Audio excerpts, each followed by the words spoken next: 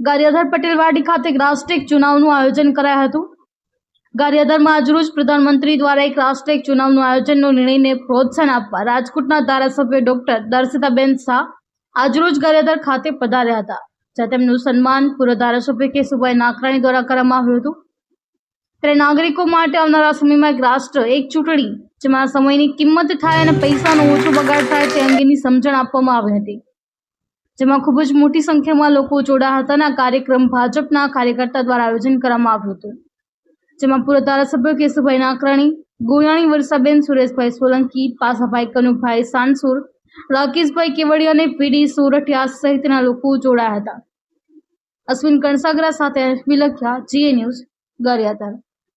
દેશના વડાપ્રધાન નરેન્દ્રભાઈના વિચારને વાચા આપવા માટે આજે વન નેશન વન ઇલેક્શનને દરેક નાગરિકોને માહિતી મળે, કોઈને મિસગાઈડ ન થાય અને દરેક નાગરિકો સમજે કે આનો હેતુ શું છે, એનો ભાવાર્થ શું છે, રાષ્ટ્રને શું ફાયદો છે, કે એક ઇલેક્શન થાય તો કે કેટલો ફાયદો પબ્લિકને થાય, વારંવાર ઇલેક્શન ન આવે એની માટેનો મુખ્ય કાર્યક્રમ છે।